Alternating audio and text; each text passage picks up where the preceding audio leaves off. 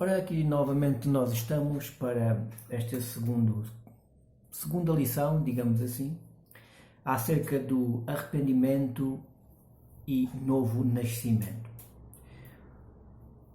Hoje eu falar-vos-ei sobre porque é que temos que nos arrepender, do que é que temos que nos arrepender, porque é que Deus exige isso de nós e qual é a nossa atitude perante essa exigência de Deus.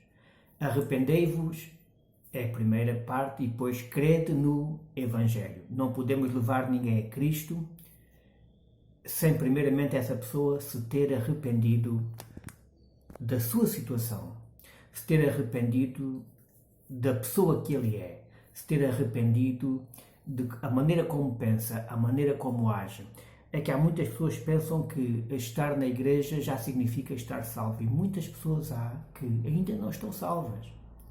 O Senhor ainda não os alcançou porque eles ainda acham que são boas pessoas, ainda acham que foram chamados por Deus porque eram melhor do que os demais, então estão completamente enganados, então vivem numa grande confusão em relação a si próprios e não compreendem o Evangelho, porque o Evangelho só pode ser entendido depois de nós termos nos arrependido.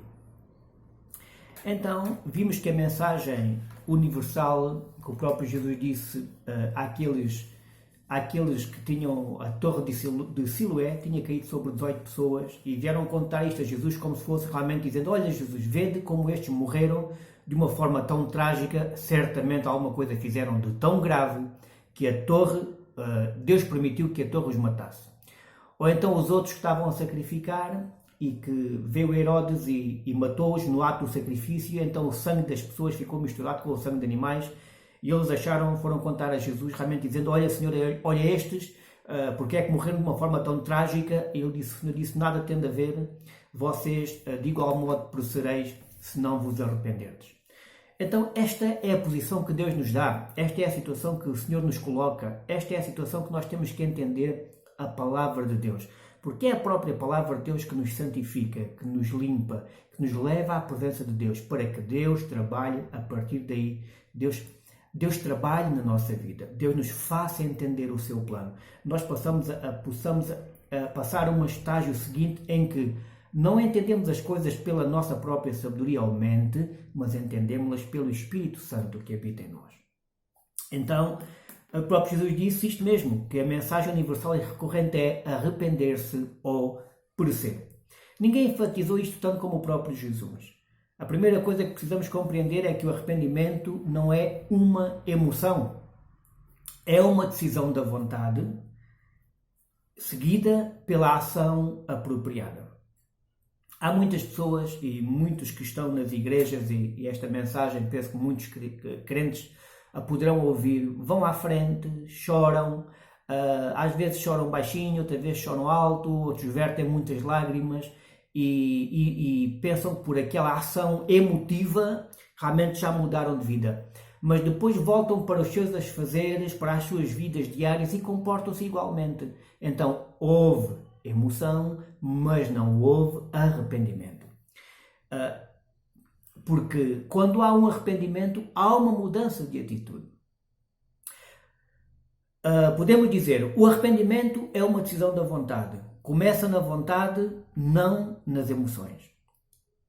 Há duas palavras na Bíblia normalmente usadas para arrependimento. Uma em grego, no Novo Testamento, e outra em hebraico, no Velho Testamento. É interessante reparar no significado de cada uma delas. A palavra que é usada em grego significa literalmente mudar de ideias. A palavra que é usada no hebraico no Antigo Testamento significa rodar ou dar meia volta. A diferença entre o grego e o hebraico é interessante. O grego foca a decisão interior. O hebraico foca realmente a ação exterior. Vemos, pois, que o arrependimento é uma decisão da vontade. A pessoa muda de ideias, dá a volta e começa a viver de modo diferente. Mudaste de ideias, vês as coisas de outra maneira, numa outra perspectiva. Aceitas outros padrões e esta mudança interior é confirmada pelas atitudes. É uma mudança das tuas intenções mais profundas e do teu alvo de vida. De antes vivias para um alvo de vida. Normalmente todo alvo humano sem Deus é egocêntrico, é pensar em si próprio, é pensar na sua imagem, é pensar no seu reconhecimento, é pensar que os outros olhem para ele para que o achar. Esse é um alvo errado, é um alvo quando o verdadeiro arrependimento não aconteceu. Quando nós somos convencidos pelo Espírito de Deus e a nosso alvo de vida, nós passamos a viver não para nós, não para as nossas imagens, não para nada disso, passamos a viver para a glória de Deus. Passamos a viver para que Cristo seja conhecido, para que as pessoas realmente sejam alcançadas pelo amor de Deus, para que as pessoas realmente possam ser felizes, serem bem-aventuradas, porque Deus tem derramado essa graça sobre todo o homem e o nosso alvo a partir daí é levar as pessoas a Cristo Jesus. Nós não existimos mais, nós estamos mortos com Cristo, então daí para a frente, a nosso alvo, não pensamos mais em nós, o Senhor está cuidando de nós, o nosso alvo é levarmos as pessoas a Cristo, engrandecer o nome do Senhor, dar glória e honra ao Senhor Jesus e levar as pessoas a Cristo Jesus, o nosso Senhor. Muitas pessoas religiosas, e agora para o campo da religião, são escravos das suas emoções.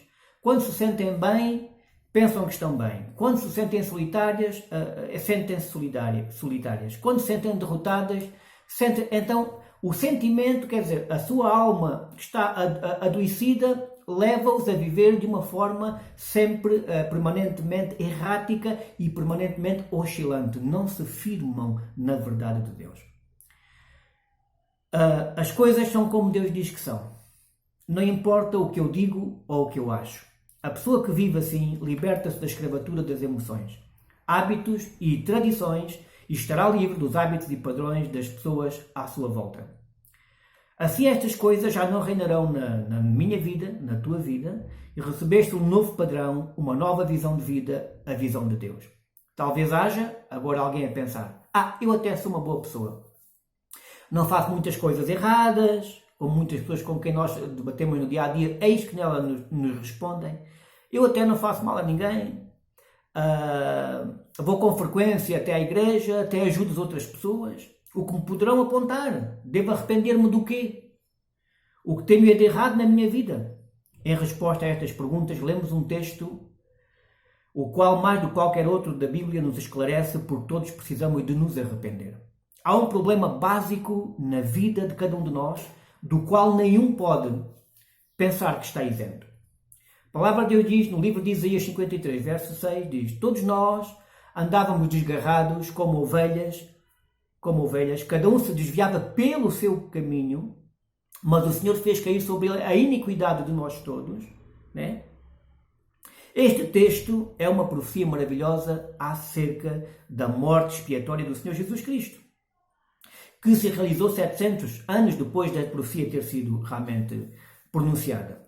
Aquela palavra traduzida por iniquidade, quando diz que Deus fez cair sobre Jesus Cristo a iniquidade de nós todos, tem em si o significado de rebelião. É, pois, esse o problema universal da raça humana. Todos nós estávamos desgarrados, cada um de nós voltou-se para o seu próprio caminho. E voltar para o nosso caminho é descrito pela palavra iniquidade ou rebelião. Não é algo insignificante. Não é nada acerca do qual possamos decidir se precisamos fazer alguma coisa ou não. É iniquidade, é rebelião, é seguir o nosso próprio caminho. É uma culpa universal da raça humana. Há muitos casos específicos que alguns de nós não cometemos. Alguns nunca cometemos ou não cometeram homicídio, nem adultério, nem se embebedaram. Pode haver alguns que nunca mentiram, mas há uma coisa que todos nós fizemos. Todos voltamos para o nosso próprio caminho. É por isso que todos temos que nos arrepender. É por isso que o requisito de Deus acerca do arrependimento é absolutamente universal. Não há exceções. Para qualquer homem, de qualquer tempo, de qualquer raça, de qualquer povo, de qualquer nação, de qualquer língua, todos temos que nos arrepender. Primeiro arrependemos e depois queremos no reino de Deus. Primeiro arrependemos e depois realmente entendemos o Evangelho, entramos no reino de Deus. Necessário é arrependimento.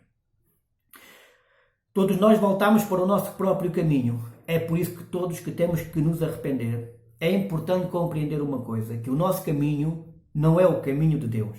Nunca é o caminho de Deus. Deus é bastante claro acerca disto. Em Isaías 55, verso 6 a 8 diz: buscai ao Senhor enquanto se pode achar, invocai-o enquanto está perto.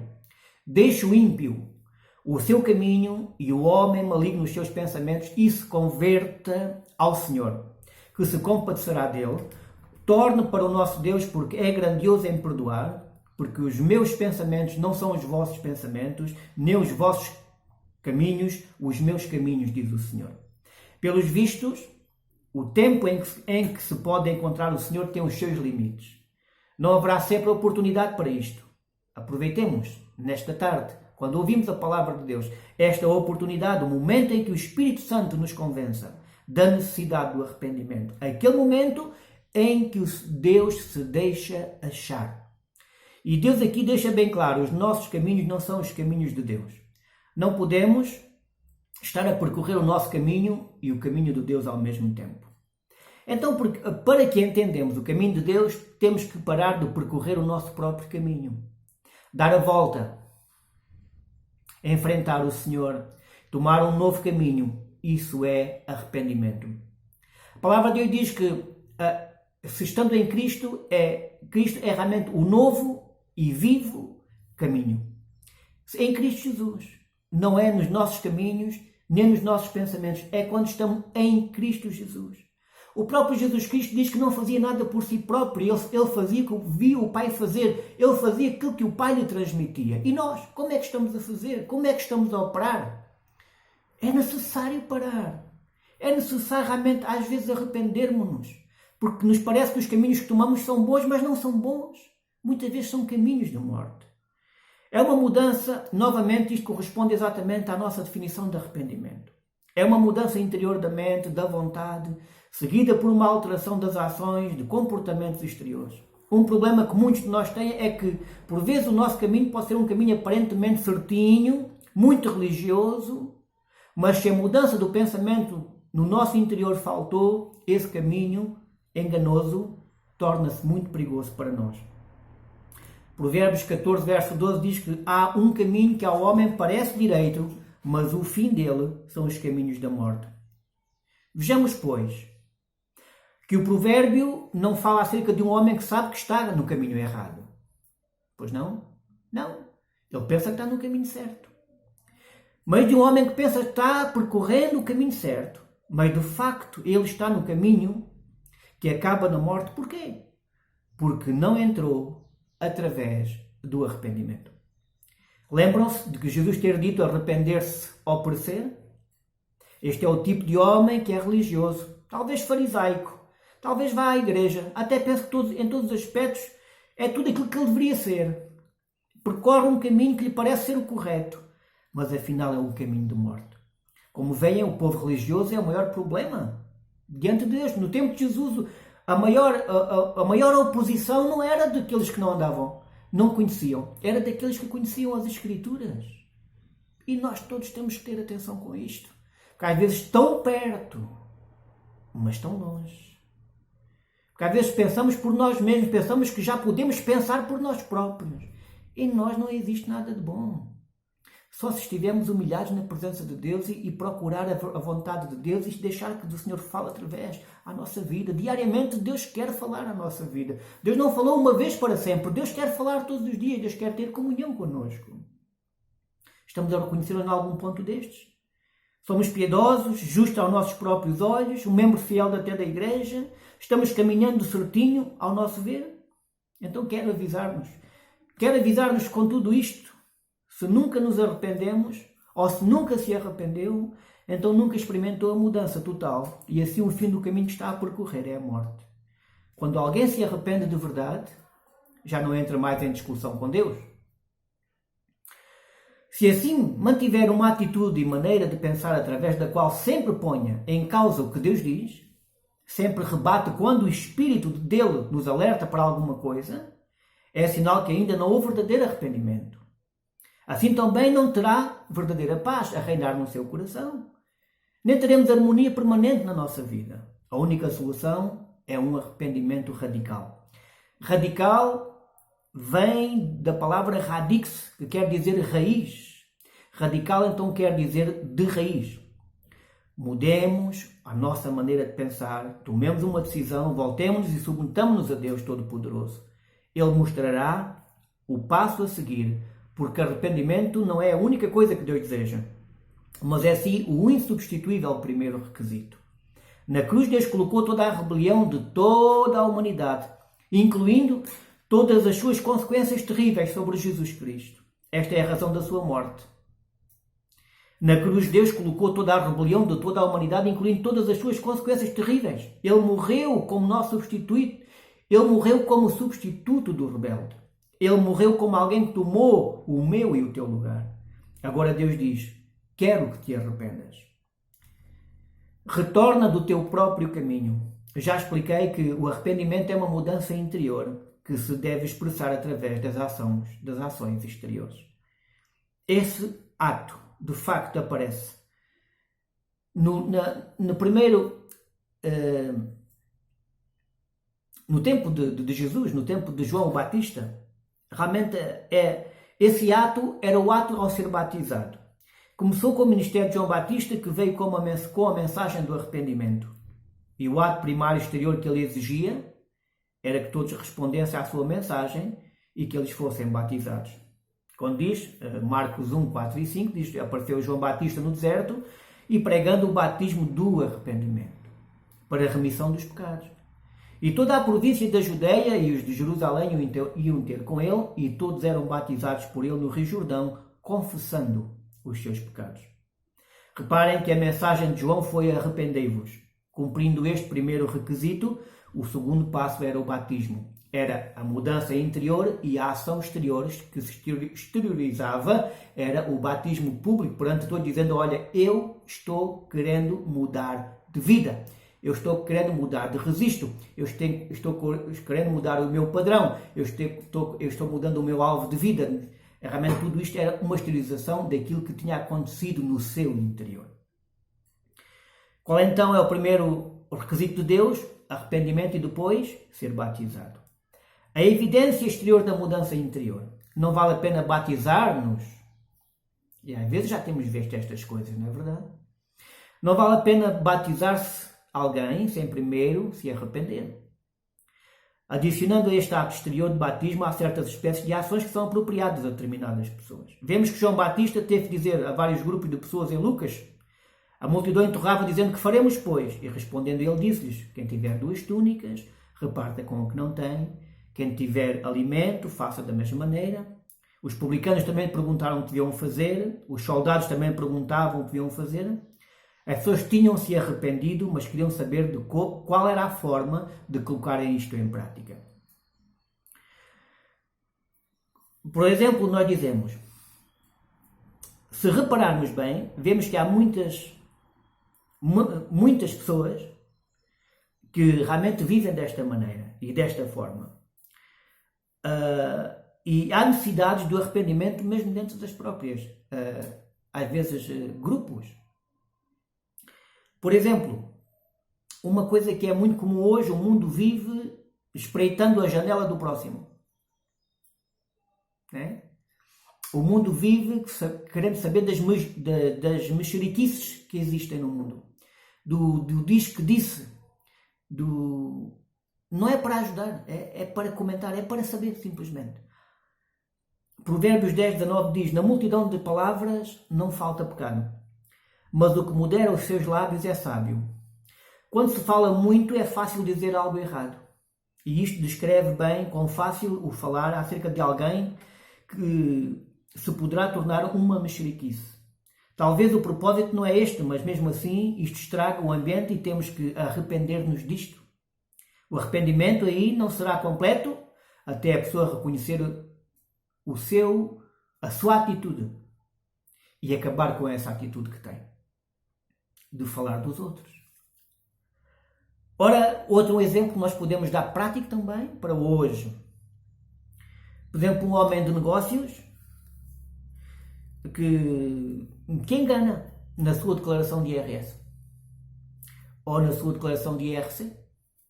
Ele poderá frequentar a igreja, ser fiel a dar ofertas para instituições de caridade, mas o seu arrependimento não será completo até preencher os papéis do IRS ou IRC com verdade. Sabiam? É que é na prática que se vê se realmente estamos arrependidos ou não. Hoje em dia também há muitas pessoas que de uma maneira ou de outra se enredam na pornografia.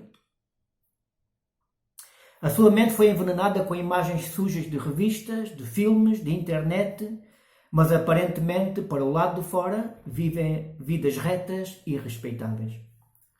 Para uma pessoa com este problema, arrependimento quer dizer destruição de tudo o material pornográfico, não entrar nos sites duvidosos, ou quando entrar numa loja onde se oferece material assim tem que virar a cara ou sair, isto tudo baseado num profundo arrependimento interior. Sim, sem arrependimento, sem este arrependimento, nenhum ato religioso tem qualquer valor. Lembremos-nos dos galileus que estavam oferecendo os seus sacrifícios. Resumindo, a primeira demonstração exterior do nosso arrependimento é o batismo. Mas na vida de cada um de nós há áreas específicas que Deus aponta e na qual Ele deseja uma mudança de atitude. Deixe por esta razão Deus falar pessoalmente consigo. Haverá uma mudança específica que Ele deseja ver na tua vida? Davi, por exemplo, sabia o que era o arrependimento. Em muitos dos seus salmos falou do arrependimento. Mas, por exemplo, num bem conhecido, o Salmo 51, e nos últimos versículos do Salmo 139, lemos: Não odeio eu, ó Senhor, aqueles que te odeiam, e não me aflijo por causa dos que se levantam contra ti. Odeio-os com ódio perfeito. Tenho-os por inimigos. Sonda-me, ó Deus, e conhece o meu coração. Prova-me e conhece os meus pensamentos. E vê se há em mim algum caminho mau e guia-me pelo caminho eterno. Será que podemos nesta tarde, como filhos de Deus, dizer uma coisa assim? Odeio-os com ódio perfeito? Alguns dizem que sim, outros que não. Mas temos que ver que o versículo seguinte para perceber quais eram os inimigos a que Davi se estava referindo. Davi não se preocupava com os inimigos de Deus à volta dele. Estava preocupado com os inimigos de Deus que viviam dentro dele. Estavam no seu coração. Por isto, ele dizia: Deus, se houver inimigos dentro de mim, estes também são os meus inimigos. Eu odeio-os, não os quero. Não quero nenhum compromisso ou paz com eles. Nunca os hei tolerar na minha vida. Inúmeras vezes tenho dito isto às pessoas. Se estiverem dispostas a tolerar o diabo, então terão que tolerá-lo na sua própria vida. E se escolher isto, ele de certeza desfrutará o espaço que lhe der. Mas quando o odiar, ele terá que sair. Um dia um jovem veio e disse: Penso que tenho um demónio de luxúria, mas honestamente até gosto. Acha que Deus pode livrar-me, pode libertar-me? No fundo, ele próprio já deu a resposta. Mas respondi: de certeza que não. Deus nunca te libertará dos teus inimigos, mas somente... Aliás, Deus nunca te libertará dos teus amigos, só te libertará dos teus inimigos. Vejamos isto em Lucas 1, verso 71. Conhecemos a expressão a quinta coluna? Esta expressão tem a sua origem na Guerra Civil de Espanha, no ano de 1936. Durante esta guerra houve um general que cercou uma certa cidade. Um outro general perguntou pelos seus planos: Como pensas conquistar esta cidade? Ele explicou a sua estratégia. Tenho 4 colunas a cercar a cidade, uma a norte, outra a sul, outra a oeste e a leste. Depois de uma breve pausa, ele continuou e disse: Mas penso que é a quinta coluna que me conquistará a cidade. Naturalmente, o segundo general perguntou: Mas onde está a quinta coluna? O general respondeu: Dentro da própria cidade. Seriam os próprios cidadãos divididos interiormente que entregariam a cidade nas mãos do inimigo. Se algum cristão alguma vez forem vencidos pelo inimigo, isto sempre será através da quinta coluna. O diabo do lado de fora nunca será capaz de vencer, porque ele já foi completamente derrotado por Jesus Cristo na cruz do Calvário. Mas se houver uma quinta coluna, alguma permissão interior dentro do nosso coração, aí estará a maneira dele nos vencer. Façamos com que ele perca esta quinta coluna. Ele só poderá manter a quinta coluna enquanto algum de nós o tolerar na sua própria vida. Aprendamos por esta razão a dizer como Davi: sonda-me, ó Deus, e conhece o meu coração. Prova-me e conhece os meus pensamentos, e vê se há em mim algum caminho mau, e guia-me pelo caminho eterno. Se houver algo, nem que seja a mínima coisa, prejudicial à tua vida, ou inútil na tua vida, declara-lhe guerra, porque isto é, o arrependimento é a ação. Meus queridos, não vou alongar mais, mas penso que esta explanação, esta compreensão do arrependimento, penso que é bastante elucidativa e significativa para qualquer um de nós. Não toleremos nada dentro do nosso coração. E quando alguma coisa estivermos, vamos pedir a Deus, queremos realmente odiar com ódio perfeito. Para quê? Para que o inimigo não tenha entrado em nós. E muitas vezes, meus irmãos, temos que realmente arrepender-nos no nosso interior e tomar a atitude certa em nome de Jesus. Deus ricamente vos abençoe. Desejando para todos vós um bom fim de semana e um fim de semana de vitória em Cristo Jesus, o nosso Senhor. Porque da parte de Deus tudo está feito. Nós temos que entender o plano de Deus e aplicá-lo à nossa vida. Deus te abençoe. Amém.